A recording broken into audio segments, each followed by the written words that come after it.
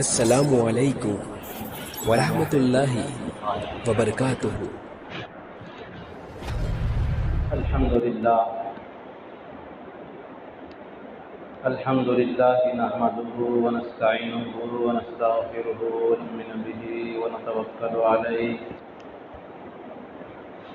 ونعوذ بالله من شرور أنفسنا ومن سيئات أعمالنا،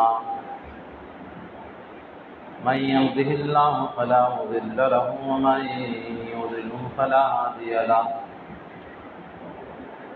ونشهد أن لا إله إلا الله وحده لا شريك له، ونشهد أن سيدنا مولانا محمدا عبده ورسوله الذي أرسل بالحق بشيرا ونذيرا. أما بعد فأعوذ بالله من الشيطان الرجيم. بسم الله الرحمن الرحيم. الطلاق مرتان فإمساك بمعروف أو تسريح بإحسان. صدق الله العلي العظيم. اللهم صل على سيدنا مولانا محمد في أول كلامنا. اللهم صل على سيدنا مولانا محمد في أوسط كلامنا. اللهم صل على سيدنا مولانا محمد في آخر كلامنا. محترم حضرات، معزز سامعین کرام، بزرگوں اور دوستوں،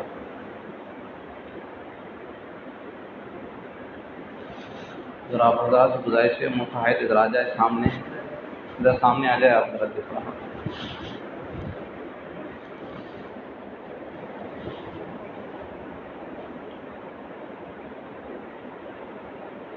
گزشتہ جمعہ آپ حضرات کے سامنے طلاق کے عنوان سے گفتگو شروع کی گئی تھی۔ اس شریعت کے اندر طلاق جو ہے مجبورگی کے درجے کے اندر رکھی گئی ہے۔ تفصیل سے آپ کے سامنے گفتگو آئی تھی کہ شریعت یہ چاہتی ہے کہ نکاح ہو تو نکاح زندگی بھر کے لیے ہو، میاں بیوی زندگی بھر مل جل کے رہے۔ اب اس کے لیے شریعت نے مل جل کے رہنے کے لیے کیا کیا قوانین چاہیے، سارے قوانین کو اللہ نے بیان فرمایا۔ مل جل کے رہنے کے لیے اس قسم کے اخلاق چاہیے، احادیث کے اندر جو ہے ان تمام چیزوں کو بیان کیا گیا۔ وہ تمام اسباب کو قرآن حدیث کے اندر بیان کیا گیا کہ میاں بیوی دونوں مل جل کے کیسے رہ سکتے ہیں، اس کے لیے کیا اسباب کی ضرورت پڑتی ہے، کن چیزوں کی ضرورت پڑتی ہے، ان تمام چیزوں کو احادیث کے اندر اور قرآن کے اندر تفصیل سے بیان کیا جا چکا ہے۔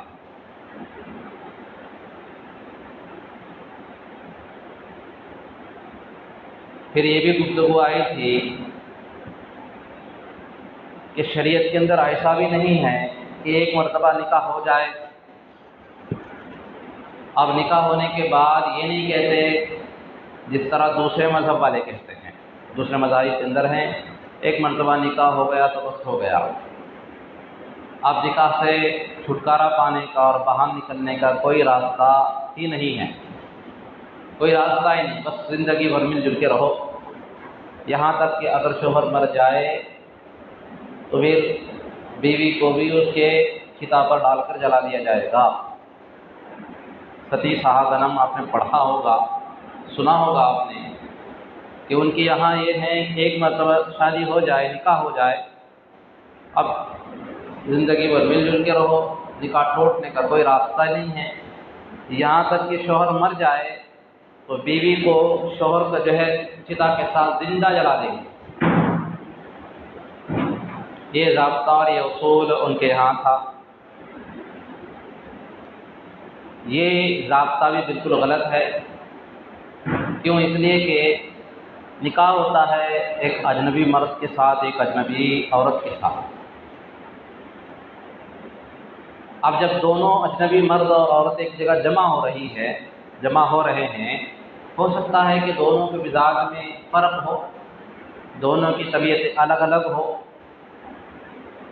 ذرا عام زبان میں کہہ لیں، کبھی ایسا ہوتا ہے کہ شوہر بڑا نرم ہوتا ہے، نرم مزاج کا ہوتا ہے، اور بیوی بڑی جلاد ہوتی ہے، بڑی سخت مزاج ہوتی ہے، بڑی سخت زبان ہوتی ہے، اس کو تکلیف پہنچاتی ہے، ماں باپ کو تکلیف دیتی ہے، ماں بہنوں کو تکلیف دینے والی ہوتی ہے، اب وہ ظلم زیادتی کر رہی ہوتی ہے۔ اب یہ کہا جائے کہ بھائی نہیں، ایک مرتبہ نکاح ہو گیا، بس نکاح ہو گیا، اب زندگی پر جھیلو، اس کے لیے تو حضرت جہنم بن جائے گا۔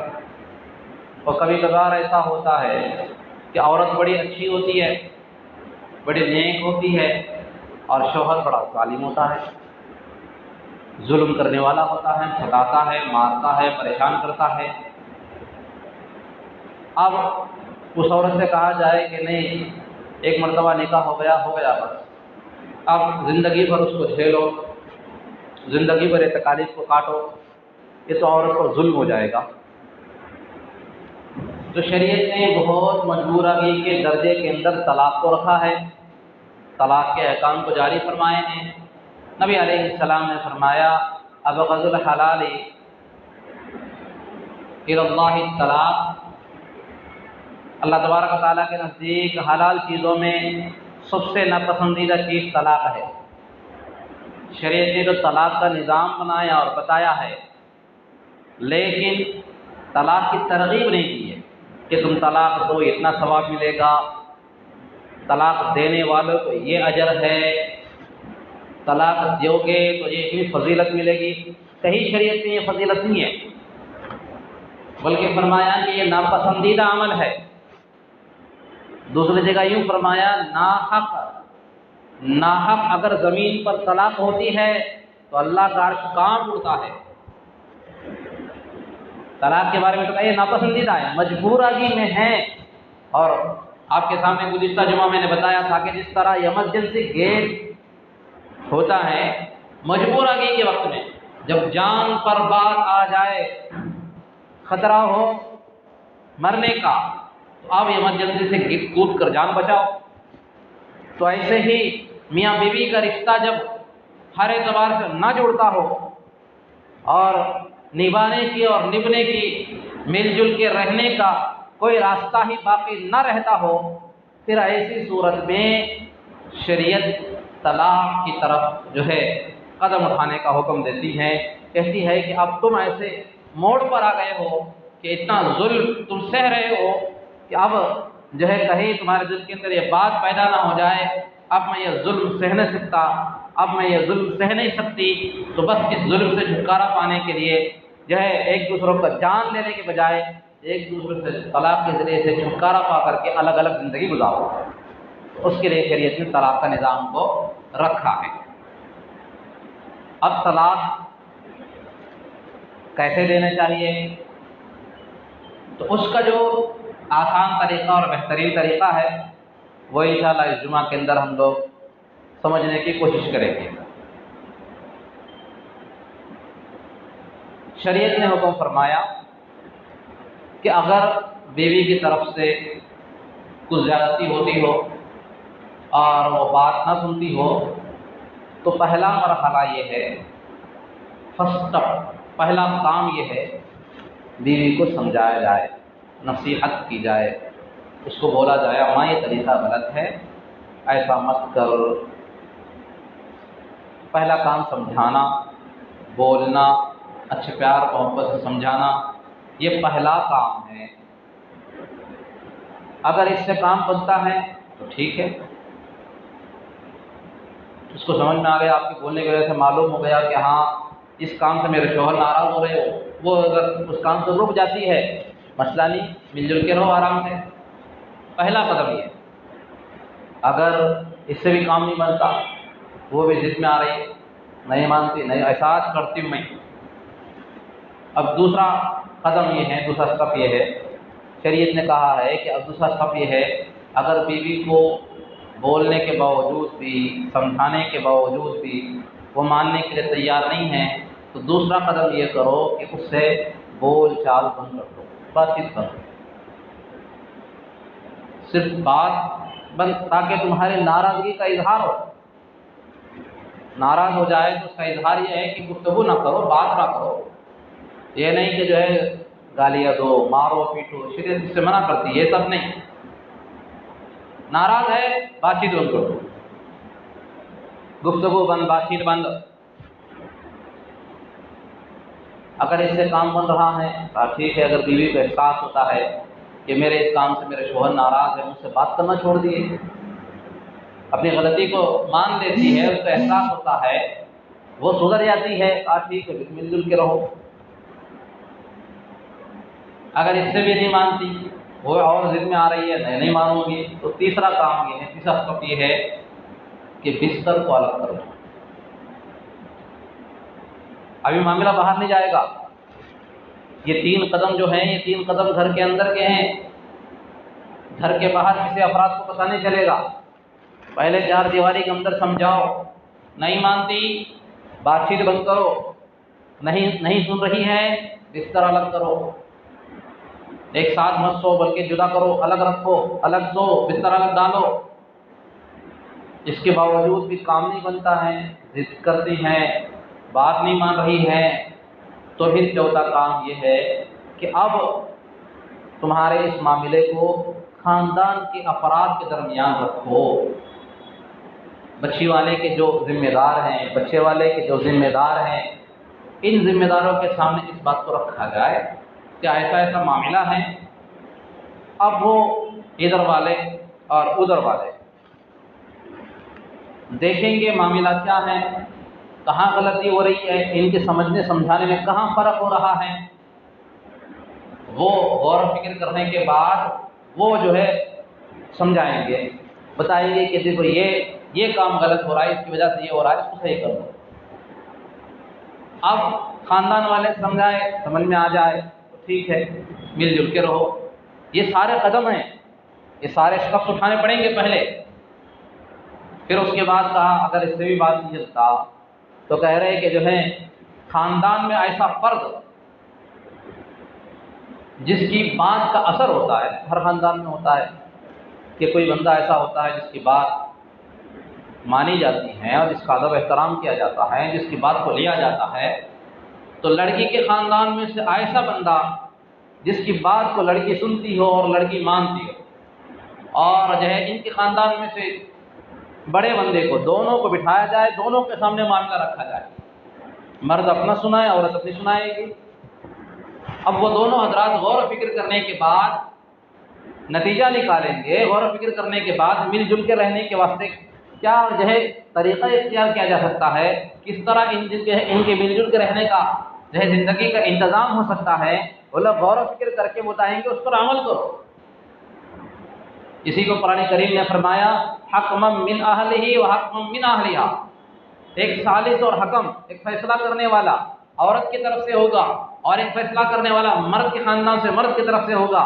یہ دونوں کے سامنے معاملہ رکھا جائے گا، یہ دونوں سنیں گے، سننے کے بعد کیا غلطی ہے اس کو جو ہے نشاندہی کریں گے، اور جو ہے اس کے بعد دونوں کو ہدایت دیں گے کہ یہ معاملہ تمہارا یہاں اٹکتا ہے، یہاں سے خراب ہو رہا ہے، اس کو تم درست کر لو۔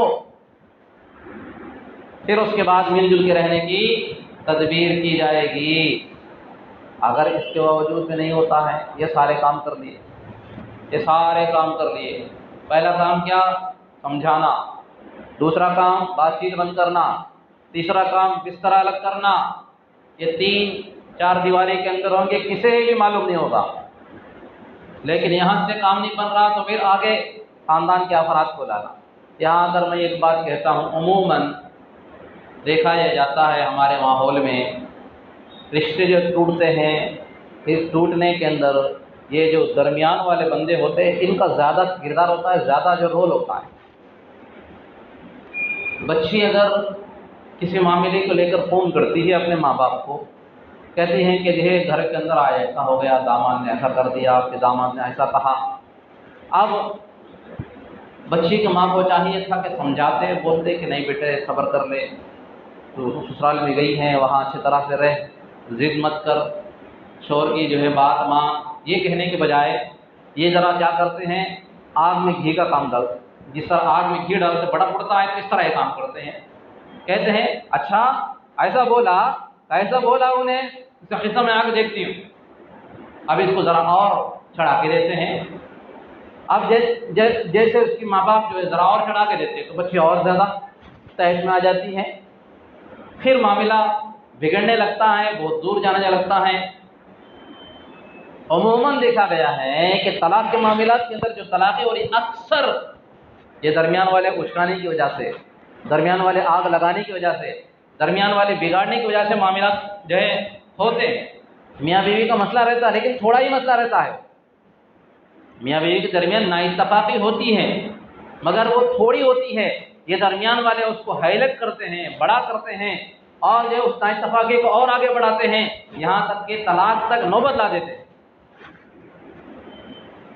تو ایسا نہیں کرنا چاہیے کہ درمیان والوں کو بھی چاہیے کہ جو ہے سوچ سمجھ کے کام کرے، شریعت نے جو ہے حکم دیا ہے اس کے مطابق فیصلہ کرے، میاں بیوی کو ممکن جہاں تک ہو سکے مل جل کے رہنے کی ترغیب دے اور مل جل کے رہنے کی جو ہے انہیں فکر کرائیں۔ تو اب کہا کہ پہلے جہنم کیا ہے، پہلا قدم کیا ہے؟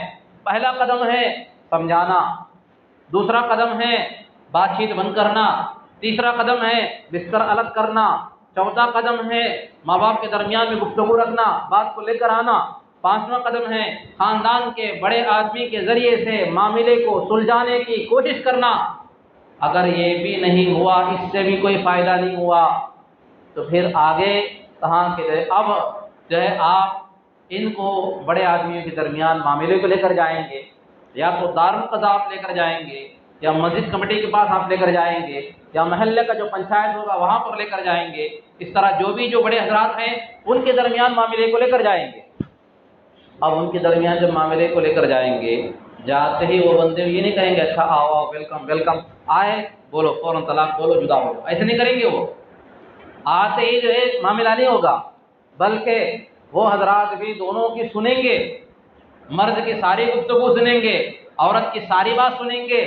اب سننے کے بعد وہ بھی جو ہے ان کی غلطیوں کو پہچان کر غلطی کی نشاندہی کریں گے کہ دیکھو تمہاری یہ غلطی ہے، تمہاری یہ غلطی ہے، تم یہ چھوڑ دو اور تم یہ چھوڑ دو، اور جو ہے اس کو چھوڑ کر کے زندگی گزارنے کا تمہیں ایک موقع دیا جا رہا ہے، جاؤ مل جل کے جو ہے رہ کر زندگی گزارو۔ چند دن گزارنے کے بعد، ایک آدھ مہینہ رہنے کے بعد اگر شکایت ختم ہوتی تو اچھی بات ہے، ورنہ پھر دوبارہ آنا۔ اور ان کے بعد جانے کے بعد بھی وہ وعدہ ڈالیں گے، مل جل کے رہنے کی ترغیب دے کر بھیجیں گے، اور مل جل کے رہنے کے سمجھانے کی جو سمجھا کر انہیں بھیجیں گے۔ اب جا کر آنے کے بعد اگر مل جل کے رہے تو بہت اچھی بات ہے، مل جل کے رہو، لیکن اگر پھر بھی معاملہ نہیں بن رہا ہے، پھر بھی معاملہ جو ہے نہیں سلجھ رہا ہے، تو دوسری مرتبہ پنچایت میں جائیں گے۔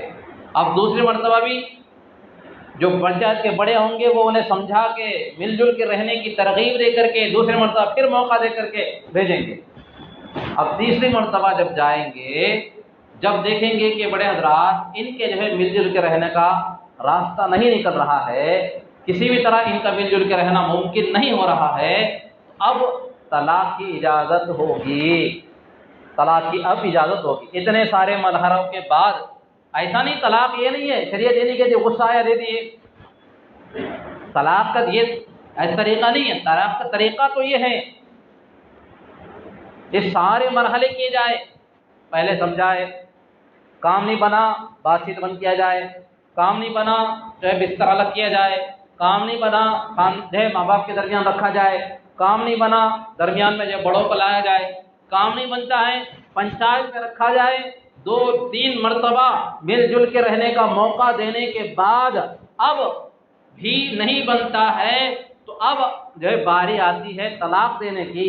اب چاہو تو تم طلاق دے سکتے ہو، اب اس مرحلے میں جا کر کے یہ سارے کام کرنے کے بعد طلاق دینا ہے تو دے سکتے ہو۔ پھر کیسے دینا، اس کا بھی طریقہ ہے، اس کا بھی طریقہ ہے۔ شریعت نے فرمایا کہ طلاق دینا ہے، کہا کہ عورت کو حیض کی حالت میں طلاق مت دو، اور اسی طرح اس طہر میں، اس پاکی کے اندر طلاق مت دو جس کے اندر تم نے عورت کے ساتھ قربت اختیار کر لی ہو، عورت کے ساتھ مل جل کے رہ چکے ہو، اب اس پاکی کے اندر بھی تم طلاق نہیں دے سکتے۔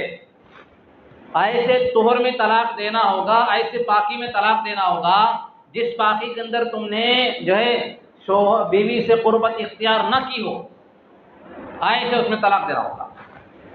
یہ سارے احکام کیوں حضرت؟ کہا کہ اس کے اندر بھی عورت کو تکلیف نہ ہو اس کا احساس ہے، اس میں بہت ساری حکمت ہے شریعت کی۔ ایک حیض کی حالت میں دو گے تو وہ حیض طلاق میں نہیں آئے گی، تو پھر جو ہے عورت کی عدت لمبا ہو جائے گا، عورت کو تکلیف زیادہ ہوگی۔ شریعت کہتی ہے کہ اس کی وجہ سے تکلیف نہ ہو، اور ایسے طہر میں تم طلاق دو گے، عورت پاک تو ہے لیکن آپس میں تمہارا جو معاملہ ہو چکا ہے، تم آپس میں مل چکے ہو، قربت اختیار کر چکے ہو سکتا ہے کہ اس قربت کی وجہ سے عورت کا حمل ٹھہر جائے، اور جو ہے عورت کا حمل ٹھہر جائے تو پھر جو ہے عدت کتنا ہوگا؟ پورا وضع حمل پورے 9 مہینے عدت بن جائے گی، عورت کو یہ تکلیف ہوگی۔ تو کہا کہ اس موقع پر بھی کہا ایسے وقت میں طلاق دینا ہے، حیض کی حالت میں طلاق نہیں دے سکتے، ایسے طہر میں طلاق دینا جس میں تم نے جماع نہ کیا ہو، قربت اختیار نہ کی ہو۔ ایک وجہ تو یہ ہے عورت کو تکلیف نہ ہو، دوسری وجہ یہ ہے کہ جو ہے طلاق کا معاملہ چڑچڑاہٹ میں، غصے میں آدمی فیصلہ لینا چاہتا ہے، شریعت یہ چاہتی ہے کہ ذرا ان کو دور رکھا جائے۔ ابھی ناپاکی کے دن گزرے، پھر اس کے بعد عورت سے قربت اختیار کرنے سے پہلے کہا کہ اب تم طلاق دینا چاہو تو طلاق دو، کیوں؟ سب کو ایک زمانہ گزر جائے گا، 7-8 دن 10 دن کا وقفہ آ جائے گا۔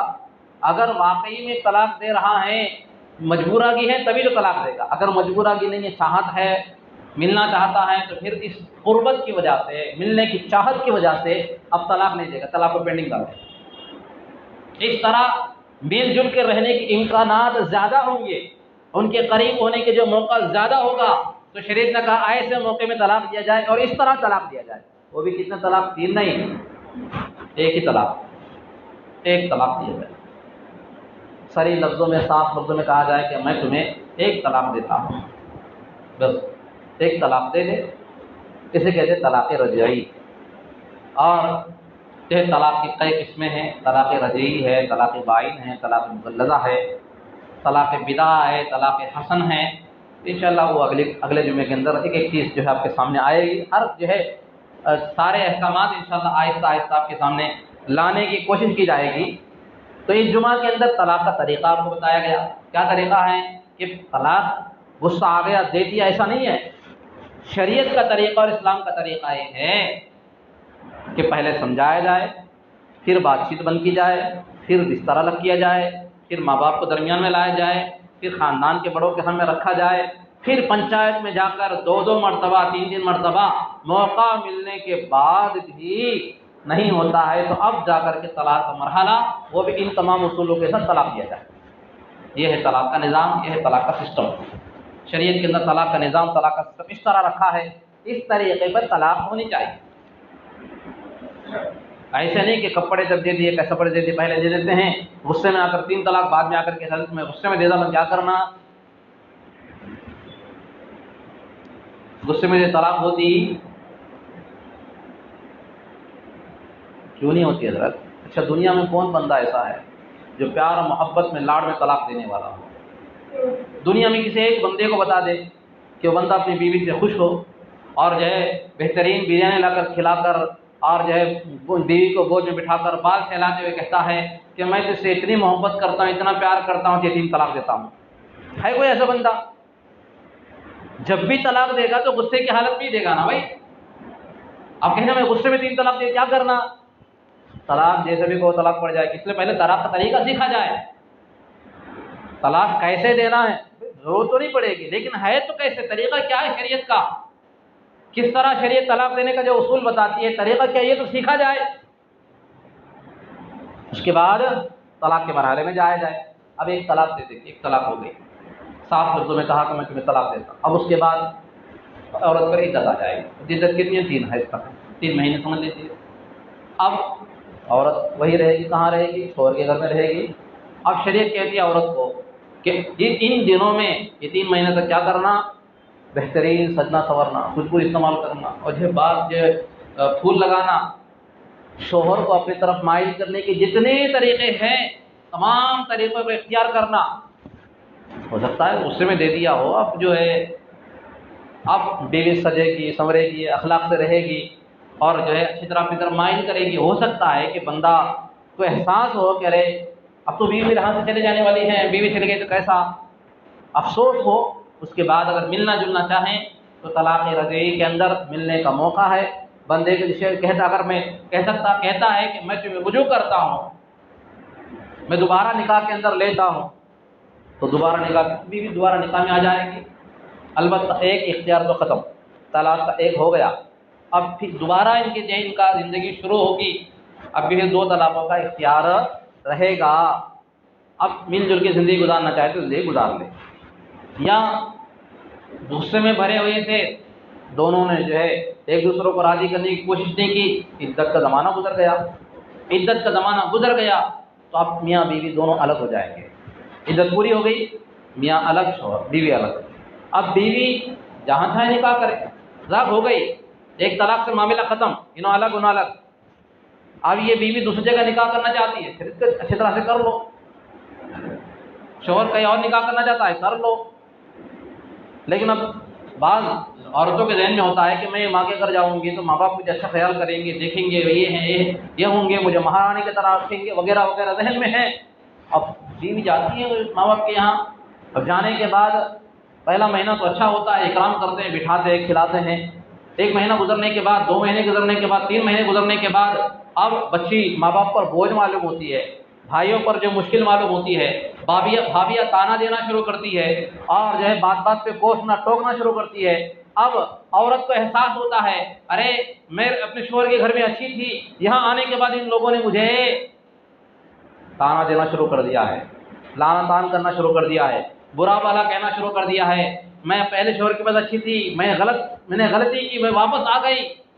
اگر ان کو 6 مہینے کے بعد احساس ہوتا ہے تو اگر 6 مہینے کے بعد اگر نکاح کرنا چاہو، ملنا چاہو تو دوبارہ نکاح پڑھ کے زندگی گزارو، نکاح کر کے دوبارہ زندگی گزارنے کا موقع تمہارے واسطے موجود ہے، نکاح کر کے زندگی گزار سکتے ہو۔ تو شریعت نے احکام بتائے ہیں، انشاءاللہ باقی تفصیلات جو ہے اگلے جمعے کے اندر آپ کے سامنے پیش کی جائے گی۔ بہرحال شریعت کا جو نظام ہے، شریعت کا جو سسٹم ہے، وہ جو ہے بہت پیارا نظام، بہت اچھا نظام، بہت اچھا اندیہ ہے، پیارا نظام ہے، لیکن ہم مسلمان حضرات ان نظاموں کو نہیں جانتے، ان طریقے کو نہیں جانتے، بلکہ غلط طریقے سے ان چیزوں کو اختیار کر لیتے ہیں۔ بہت سارے لوگ سمجھتے ہیں کہ طلاق دینا ہے تو 3 ہی دینا ہوگا، 3 دے گے تو ہی طلاق ہوگی۔ نہیں بھائی، ایک طلاق سے بھی کام بن جاتی ہے، میاں بیوی الگ ہو جاتے ہیں، نکاح ٹوٹ جاتا ہے۔ اور طلاق دینے کا صحیح نظام تو یہ ہے، صحیح طریقہ تو یہ ہے جو میں نے آج آپ کے سامنے پوری تفصیل سے بیان کی۔ یہ سارے مرحلے کرنے کے بعد طلاق کے وہاں جانا پڑے گا، اور یہ طلاق تب جا کر کے دینی پڑے گی، یہ سارے کام کرنے پڑیں گے۔ اللہ تعالیٰ سے دعا ہے اللہ تبارک و تعالیٰ ہم تمام کو ان تمام باتوں کو صحیح سمجھنے کی اور اس کے مطابق جو ہے اللہ تعالیٰ جو ہے ہمارے معاشرے میں دین کے احکام کو جان کر دین پر عمل کرنے کی توفیق عطا فرمائے۔ اللہ تعالیٰ ہر جوڑے کو سلامت رکھے اور یہ نظر بد سے، جھگڑوں سے، پریشانیوں سے اللہ تعالیٰ حفاظت فرمائے۔ اللہ تعالیٰ مل جل کے رحم کر نیک اور ایک بن کر زندگی گزارنے کی توفیق عطا فرمائے۔